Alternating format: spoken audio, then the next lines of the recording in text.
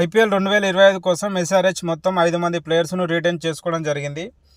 November 24, 25 తారీఖులో జరగబోయే mega ఆక్షన్లో SRH మరి ఏ ప్లేయర్స్ను target చేసే అవకాశం ఉందనేది ఈ వీడియోలో తెలుసుకుందాం.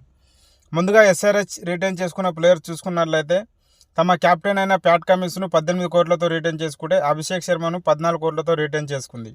నితీష్ కుమార్ రెడ్డిని 6 కోట్లతో రిటైన్ చేసుకుంటే హెన్రిక్ క్లాసెన్ను 23 కోట్లతో రిటైన్ చేసుకుంది.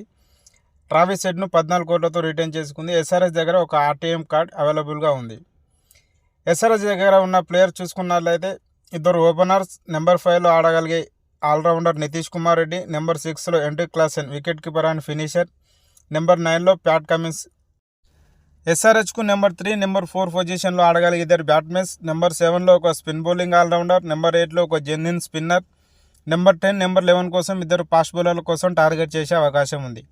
నెంబర్ 3, నెంబర్ 4 పొజిషన్లో కోసం చూసుకున్నట్లయితే రాహుల్ త్రిపాఠి ఆల్రెడీ ఎస్ఆర్హెచ్ టీంకు ఆడున్నాడు కాబట్టి యాక్షన్లో రాహుల్ త్రిపాఠిని ఖచ్చితంగా టార్గెట్ చేసే అవకాశం ఉంది.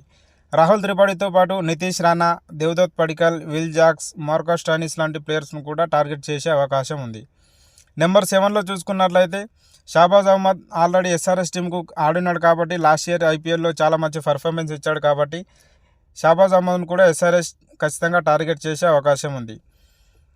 రవిచంద్రన్ అశ్విన్, కృణాల్ పాండ్యా, వాషింగ్టన్ సుందర్ లాంటి ప్లేయర్స్ను నెంబర్ 7లో స్పిన్ బౌలింగ్ ఆల్రౌండర్గా టార్గెట్ చేసే అవకాశం ఉంది.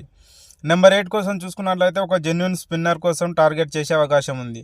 యజ్వేంద్ర చహల్, రాహుల్ చహర్, మయాంక్ మార్కండే, నూర్ అహ్మద్ లాంటి ప్లేయర్స్ కోసం టార్గెట్ చేసే అవకాశం ఉంది.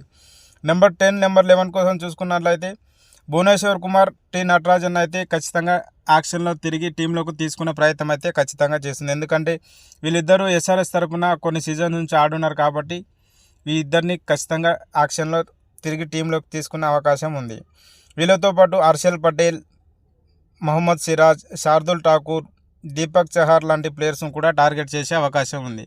మరి ఎస్ఆర్హెచ్ యాక్షన్లో ఏ ప్లేయర్స్ని తీసుకుంటే బాగుంటుంది అనుకుంటున్నారు కామెంట్ రూపంలో తెలియదు. వీడియో నచ్చినట్లయితే లైక్ చేయండి, షేర్ చేయండి, అలాగే సబ్స్క్రైబ్ చేసుకొని పక్కలో ఉన్న బెల్ ఐకాన్ ఆన్లో పెట్టుకోండి. Thank you for watching.